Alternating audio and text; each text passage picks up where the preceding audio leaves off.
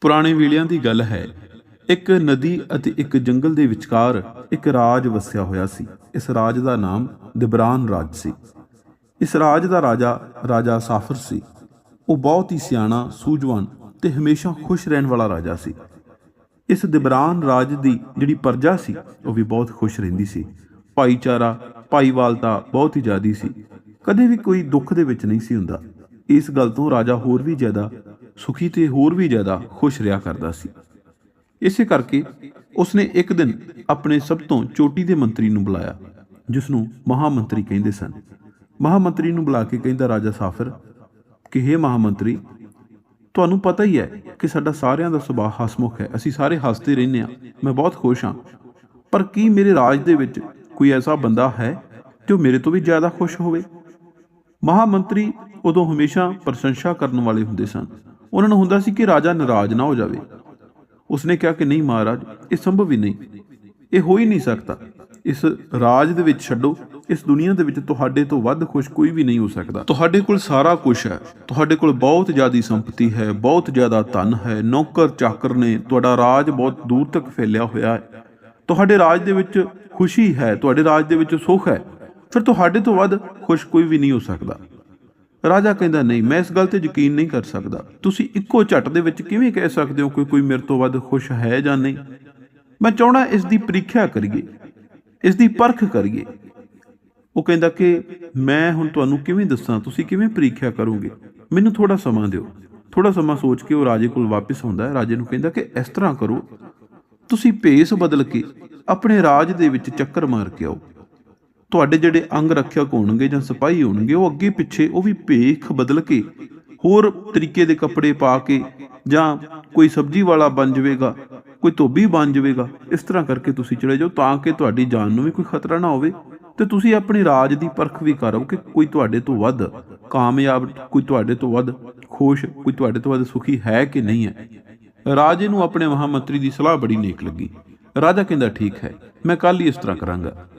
ਅਗਲੇ ਦਿਨ ਜਦੋਂ ਸਵੇਰ ਦਾ ਵੇਲਾ ਸੀ, ਉਹ ਆਪਣਾ ਜਿਹੜਾ ਪ੍ਰਸ਼ਾਦਾ ਛਕ ਕੇ ਉਹ ਚਲਿਆ ਗਿਆ। ਉਹਦੇ ਅੰਗ ਰੱਖਿਅਕ ਅੱਗੇ ਪਿੱਛੇ ਹੋ ਗਏ। ਹੁਣ ਉਹ ਦਿਬਰਾਨ ਰਾਜ ਦੇ ਵਿੱਚ ਇੱਕ ਗਲੀ ਤੋਂ ਦੂਜੀ ਗਲੀ ਜਾ ਰਹੇ, ਬਹੁਤ ਜਲਦੀ ਸਫ਼ਰ ਤੈਅ ਕਰ ਰਹੇ ਸੀ, ਕਿਉਂਕਿ ਰਾਜ ਬੜਾ ਵੱਡਾ ਸੀ। ਜੇ ਹੌਲੀ ਹੌਲੀ ਹੁੰਦੇ ਤਾਂ ਪਤਾ ਨਹੀਂ ਸੀ ਲੱਗਣਾ। ਫਿਰ ਅਚਾਨਕ ਉਹਨਾਂ ਨੂੰ, ਜਦੋਂ ਤੁਰੇ ਜਾ ਰਹੇ ਸੀ, ਸ਼ਾਮ ਦਾ ਵੇਲਾ ਹੋ ਗਿਆ, ਸਾਰੇ ਦਿਨ ਕੁਝ ਨਹੀਂ ਮਿਲਿਆ, ਤੇ ਸ਼ਾਮ ਦੇ ਵੇਲੇ ਅਚਾਨਕ ਉਹਨਾਂ ਨੂੰ ਇੱਕ ਬਾਂਸੁਰੀ ਦੀ ਆਵਾਜ਼ ਸੁਣਾਈ ਦਿੱਤੀ। ਅੰਗ ਰੱਖਿਅਕ ਉਸ ਤੋਂ ਥੋੜੇ ਜਿਹੇ ਵਕਫੇ ਤੇ ਸਨ, ਕੋਈ ਜ਼ਿਆਦਾ ਅੱਗੇ ਸੀ, ਕੋਈ ਜ਼ਿਆਦਾ ਪਿੱਛੇ ਸੀ, ਤਾਂ ਕਿ ਕਿਸੇ ਨੂੰ ਸ਼ੱਕ ਵੀ ਨਾ ਹੋਵੇ।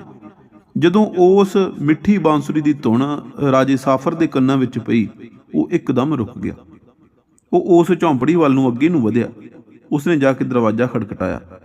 ਅੱਗੋਂ ਇੱਕ ਹੌਲੀ ਜਿਹੀ ਉਮਰ ਦਾ ਨੌਜਵਾਨ, ਮਸਾਂ ਹੀ 25 ਕੁ ਸਾਲ ਦੀ ਉਸਦੀ ਉਮਰ ਹੋਵੇਗੀ, ਜਿਸ ਦਾ ਨਾਮ ਰਸ਼ਮਿਕ ਸੀ, ਉਹ ਬਾਹਰ ਨਿਕਲਿਆ। ਉਹ ਕਹਿੰਦਾ, ਜੀ ਕੌਣ ਹੋ ਤੁਸੀਂ? ਮੈਂ ਤੁਹਾਡੀ ਕਿਵੇਂ ਮਦਦ ਕਰ ਸਕਦਾ? ਰਾਜੇ ਸਾਫਰ ਨੇ ਆਪਣੀ ਪਹਿਚਾਣ ਗੁਪਤ ਰੱਖੀ ਹੋਈ ਸੀ। ਉਹ ਕਹਿੰਦਾ, ਮੈਂ ਪਾਂਧੀ ਹਾਂ।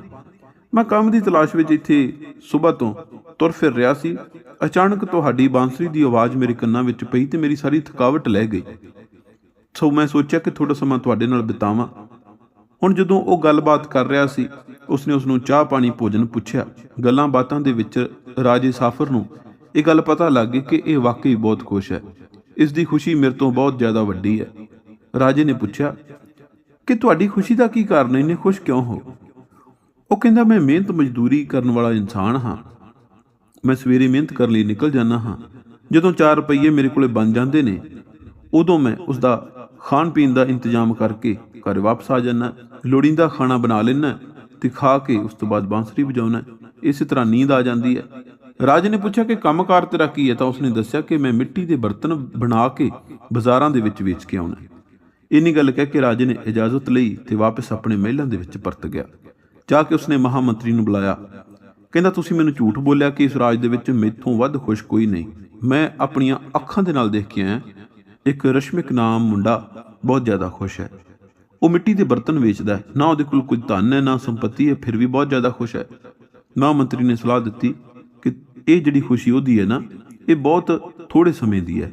ਇਸ ਤੋਂ ਬਾਅਦ ਉਸਨੇ ਦੁਖੀ ਰਹਿਣ ਲੱਗ ਪੈਣਾ ਜਿਸ ਦਿਨ ਉਹਦਾ ਕਾਰੋਬਾਰ ਠੱਪ ਹੋ ਗਿਆ। ਆਪਾਂ ਇਸ ਤਰ੍ਹਾਂ ਕਰਦੇ ਹਾਂ, ਰਾਜ ਦੇ ਵਿੱਚ ਮਿੱਟੀ ਦੇ ਬਰਤਨ ਬਣਾਉਣ ਤੇ ਰੋਕ ਲਾ ਦਿੰਦੇ ਹਾਂ। ਰਾਜੇ ਨੂੰ ਰਾਏ ਉਹਦੀ ਨੇਕ ਲੱਗੀ। ਕਹਿੰਦਾ, ਕੋਈ ਗੱਲ ਨਹੀਂ, ਪਰਖ ਹੋ ਜਾਵੇ, ਉਸ ਤੋਂ ਬਾਅਦ ਉਸ ਦਾ ਕੰਮ ਉਸੇ ਤਰ੍ਹਾਂ ਚਲਵਾ ਦਿਆਂਗੇ, ਪਰ ਇੱਕ ਵਾਰੀ ਰਾਜ ਦੇ ਵਿੱਚ ਰੋਕ ਲਵਾ ਦਿਓ ਕਿ ਕੋਈ ਵੀ ਮਿੱਟੀ ਦੇ ਬਰਤਨ ਨਾ ਖਰੀਦੇ ਨਾ ਵੇਚੇ। ਅਗਲੇ ਦਿਨ ਐਲਾਨ ਹੋ ਗਿਆ।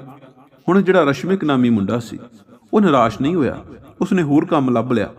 ਉਸਨੇ ਇੱਕ ਵਪਾਰੀ ਦੇ ਨਾਲ ਲੱਕੜਾਂ ਵੱਢਣੀਆਂ ਸ਼ੁਰੂ ਕਰ ਦਿੱਤੀਆਂ। ਲੱਕੜਾਂ ਵੱਢ ਕੇ ਉਸ ਦੀ ਮਦਦ ਕਰਿਆ ਕਰਦਾ, ਮਜ਼ਦੂਰੀ ਲੈ ਕੇ, ਫਿਰ ਖਾਣ ਪੀਣ ਦਾ ਜਿਹੜਾ ਰਾਸ਼ਨ ਪਾਣੀ ਉਹ ਲੈ ਕੇ ਘਰ ਆ ਕੇ ਲੋੜੀਂਦਾ ਖਾਣਾ ਬਣਾ ਕੇ ਖਾ ਕੇ ਫਿਰ ਬਾਂਸਰੀ ਵਜਾਇਆ ਕਰਦਾ।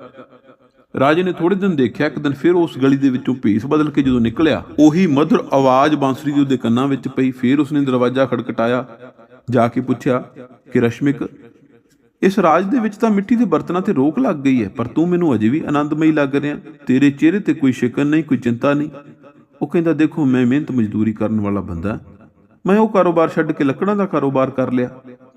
ਰਾਜਾ ਇੰਨੀ ਗੱਲ ਸੁਣ ਕੇ ਵਾਪਸ ਮਹਿਲ ਪਰਤਾਇਆ, ਆ ਕੇ ਮਹਾਮੰਤਰੀ ਨੂੰ ਬੁਲਾਇਆ। ਉਸਨੂੰ ਕਹਿੰਦਾ ਕਿ ਉਹ ਤਾਂ ਹੋਰ ਨਵਾਂ ਕੰਮ ਲੱਭ ਲਿਆ ਉਸਨੇ, ਫਿਰ ਅਜੇ ਵੀ ਆਨੰਦਮਈ ਹੈ। ਮਹਾਮੰਤਰੀ ਕਹਿੰਦਾ ਕਿ ਇਸ ਤਰ੍ਹਾਂ ਕਰਦੇ ਹਾਂ, ਆਪਾਂ ਉਸਦੀ ਮਜ਼ਦੂਰੀ ਛੁਡਵਾ ਦਿੰਦੇ ਹਾਂ, ਉਸਨੂੰ ਰਾਜ ਦੇ ਵਿੱਚ ਕੰਮ ਸੌਂਪ ਦਿੰਦੇ ਹਾਂ, ਮਹੀਨੇ ਦੇ ਬਾਅਦ ਉਸਨੂੰ ਤਨਖਾਹ ਦਿਆ ਕਰਾਂਗੇ।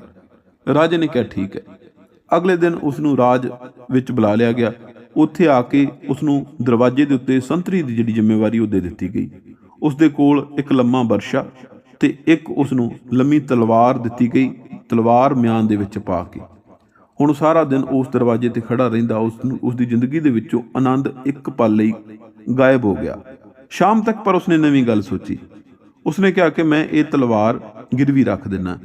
ਗਿਆ ਲੋਹੇ ਵਾਲੇ ਕੋਲੇ, ਉਸਨੂੰ ਕਹਿੰਦਾ ਕਿ ਤਲਵਾਰ ਹੈ, ਬਹੁਤ ਕੀਮਤੀ ਹੈ, ਇਸਨੂੰ ਰੱਖ ਲੈ, ਮੈਨੂੰ ਰੋਜ਼ ਤੂੰ ਇਹਦੇ ਬਦਲੇ ਕੁਝ ਪੈਸੇ ਦੇ ਦਿਆ ਕਰ, ਮਹੀਨੇ ਬਾਅਦ ਮੇਰੀ ਤਨਖਾਹ ਆਵੇਗੀ, ਮੈਂ ਵਿਆਜ ਸਮੇਤ ਤੈਨੂੰ ਦੇ ਕੇ ਤਲਵਾਰ ਇੱਥੋਂ ਛੁਡਾ ਜਾਵਾਂਗਾ। ਸਭ ਕੁਝ ਠੀਕ ਠਾਕ ਹੋ ਗਿਆ। ਫਿਰ ਬਾਂਸਰੀ ਵੱਜਣ ਲੱਗੀ। ਰਾਜਾ ਫਿਰ ਬੜਾ ਹੈਰਾਨ। ਰਾਜੇ ਨੇ ਫਿਰ ਮੰਤਰੀ ਨੂੰ ਪੁੱਛਿਆ ਕੀ ਕਰੀਏ? ਉਹ ਕਹਿੰਦਾ ਇਸ ਤਰ੍ਹਾਂ ਕਰੋ, ਇਸ ਦੇ ਹੱਥੋਂ ਕੋਈ ਗੁਨਾਹ ਕਰਵਾ ਦਿਓ, ਪਾਪ ਕਰਵਾ ਦਿਓ, ਇਹਦੀ ਜ਼ਿੰਦਗੀ ਵਿੱਚੋਂ ਆਨੰਦ ਗਾਇਬ ਹੋ ਜਾਵੇਗਾ। ਉਹ ਕਹਿੰਦਾ ਠੀਕ ਹੈ, ਕੱਲ ਨੂੰ ਜਿਹੜੇ ਇਨਸਾਨ ਨੂੰ ਸਜ਼ਾ ਦੇਣੀ ਉਹਦਾ ਸਿਰ ਕਲਮ ਇਹਦੇ ਹੱਥੋਂ ਕਰਵਾ ਦਿੰਦੇ ਆ। ਅਗਲੇ ਦਿਨ ਉਸਨੇ ਉਸਦੀ ਜਿਹੜੀ ਜ਼ਿੰਮੇਵਾਰੀ ਹੈ ਉਹ ਲਗਾ ਦਿੱਤੀ ਇੱਕ ਜਲਾਦ ਦੇ ਤੌਰ ਤੇ। ਹੁਣ ਜਦੋਂ ਉਹ ਜਲਾਦ ਬਣ ਕੇ ਉਹ ਇੱਕ ਇਨਸਾਨ ਦਾ, ਇੱਕ ਦੋਸ਼ੀ ਦਾ, ਗੁਨਹਗਾਰ ਦਾ ਸਿਰ ਕੱਟਣ ਗਿਆ, ਬਹੁਤ ਸਾਰੇ ਲੋਕ ਉਹਨਾਂ ਸਮਿਆਂ ਦੇ ਵਿੱਚ ਦੇਖਣ ਆਇਆ ਕਰਦੇ ਸਨ ਕਿ ਕਿਵੇਂ ਵਾਪਰ ਰਿਹਾ, ਬਹੁਤ ਕਰੀਬ ਸਨ। ਹੁਣ ਉਸ ਨੂੰ ਪਹਿਲੀ ਚਿੰਤਾ ਤੇ ਇਹ ਕਿ ਮੈਂ ਕਿਸੇ ਨੂੰ ਮਾਰਨਾ, ਦੂਜੀ ਉਸ ਤੋਂ ਵੱਡੀ ਚਿੰਤਾ ਇਹ ਕਿ ਮੇਰੇ ਮਿਆਨ ਦੇ ਵਿੱਚ ਜਿਹੜੀ ਤਲਵਾਰ ਹੈ ਉਹ ਲੱਕੜ ਦੀ ਹੈ, ਉਹਨੇ ਸਿਰ ਨਹੀਂ ਕਲਮ ਕਰਨਾ। ਕੰਬਣ ਲੱਗਿਆ। ਫਿਰ ਉਸਦੇ ਦਿਮਾਗ ਨੇ ਇੱਕ ਵਾਰ ਉਸਦਾ ਸਾਥ ਫਿਰ ਦਿੱਤਾ। ਉੱਚੀ ਸਾਰੀ ਬੋਲ ਕੇ ਕਹਿੰਦਾ, ਜਿਹੜੀ ਆਵਾਜ਼ ਉਹਦੀ ਹਰੇਕ ਤੱਕ ਪਹੁੰਚੇ, ਜਿੰਨੇ ਤਮਾਸ਼ਬੀਨ ਉੱਥੇ ਤਮਾਸ਼ਾ ਦੇਖ ਰਹੇ ਸਨ, ਉੱਚੀ ਸਾਰੀ ਬੋਲ ਕੇ ਅਰਦਾਸ ਦੇ ਰੂਪ ਵਿੱਚ ਕਹਿੰਦਾ ਕਿ ਹੇ ਪ੍ਰਮਾਤਮਾ, ਮੈਂ ਕਦੀ ਜ਼ਿੰਦਗੀ ਦੇ ਵਿੱਚ ਪਾਪ ਨਹੀਂ ਕੀਤਾ, ਮੈਂ ਕੋਈ ਮਾੜਾ ਕੰਮ ਨਹੀਂ ਕੀਤਾ, ਇਹ ਇਨਸਾਨ ਜੇ ਗੁਨੇਗਾਰ ਹੈ, ਮੈਂ ਇਹਦਾ ਸਿਰ ਕਲਮ ਕਰਨ ਲੱਗਿਆ ਹਾਂ, ਫਿਰ ਤਾਂ ਇਹਦਾ ਸਿਰ ਕਲਮ ਹੋ ਜਾਵੇ, ਤੇ ਜੇ ਇਹ ਬੇਗੁਨਾਹ ਹੈ, ਜੇ ਇਹ ਦੋਸ਼ੀ ਨਹੀਂ, ਨਿਰਦੋਸ਼ ਹੈ, ਫਿਰ ਮੇਰੀ ਤਲਵਾਰ ਲੱਕੜ ਦੀ ਬਣ ਜਾਵੇ ਤੇ ਇਹ ਬਚ ਜਾਵੇ। ਜਦੋਂ ਤਲਵਾਰ ਨੂੰ ਮਿਆਨ ਤੋਂ ਬਾਹਰ ਕੱਢਦਾ ਹੈ, ਸਾਰੀ ਉੱਥੇ ਜਿਹੜੀ ਪ੍ਰਜਾ ਖੜੀ ਹੁੰਦੀ ਦੇਖ ਕੇ ਹੈਰਾਨ ਹੋ ਜਾਂਦੀ ਹੈ ਕਿ ਇਹ ਤਲਵਾਰ ਲੱਕੜ ਦੀ ਹੈ। ਕੋਲ ਖੜਾ ਜਿਹੜਾ ਦੂਜਾ ਅੰਗ ਰੱਖਿਅਕ ਹੁੰਦਾ ਹੈ ਉਹ ਵੀ ਹੈਰਾਨ ਹੋ ਜਾਂਦਾ ਹੈ। ਜਿਹੜਾ ਅਸਲੀ ਜਲਾਦ ਹੁੰਦਾ ਹੈ ਉਸਦੇ ਵੀ ਮੱਥੇ ਤੇ ਤਰੇਲੀਆਂ ਆਉਣ ਲੱਗਦੀਆਂ ਨੇ। ਉਸਨੂੰ ਰਾਜੇ ਦੇ ਕੋਲੇ ਪੇਸ਼ ਕੀਤਾ ਜਾਂਦਾ ਹੈ। ਹੁਣ ਜਦੋਂ ਇਹ ਜਿਹੜਾ ਮੁੰਡਾ ਸੀ ਜਿਹਦਾ ਨਾਮ ਰਸ਼ਮਿਕ ਸੀ, ਇਹ ਜਾ ਕੇ ਦੇਖਦਾ ਹੈ ਕਿ ਰਾਜਾ ਉਹੀ ਬੰਦਾ ਹੈ ਜਿਹੜਾ ਭੇਸ ਬਦਲ ਕੇ ਮੇਰੇ ਘਰ ਆਉਂਦਾ ਹੈ। ਫਿਰ ਇਸ ਨੂੰ ਲੱਗਾ ਕਿ ਹੁਣ ਸਹੀ ਸਮਾਂ ਮੈਂ ਸਾਰੀ ਕਹਾਣੀ ਦੱਸ ਦਿੰਦਾ। ਇਸਨੇ ਰਾਜੇ ਨੂੰ ਸਾਰੀ ਗੱਲ ਦੱਸ ਦਿੱਤੀ ਕਿ ਮੈਂ ਇਸ ਤਰ੍ਹਾਂ ਜਿਹੜੀ ਮੇਰੀ ਤਲਵਾਰ ਸੀ ਉਹ ਮੈਂ ਗਿਰਵੀ ਰੱਖ ਦਿੱਤੀ, ਮੈਨੂੰ ਹਰ ਰੋਜ਼ ਮਿਹਨਤ ਕਰਨਾ ਚਾਹੀਦਾ ਹੈ। ਰਾਜੇ ਨੇ ਸਾਰੀ ਗੱਲਬਾਤ ਸੁਣ ਲਈ। ਉਹ ਕਹਿੰਦਾ ਠੀਕ ਹੈ, ਮੈਂ ਸਮਝ ਗਿਆ। ਜਿਹੜਾ ਆਨੰਦ ਤੇਰੇ ਕੋਲ ਹੈ ਉਹ ਮੇਰੇ ਕੋਲ ਕਦੇ ਨਹੀਂ ਹੋ ਸਕਦਾ, ਚਾਹੇ ਮੇਰੇ ਕੋਲੇ ਲੱਖ ਸੰਪਤੀ ਹੈ, ਲੱਖ ਧਨ ਹੈ।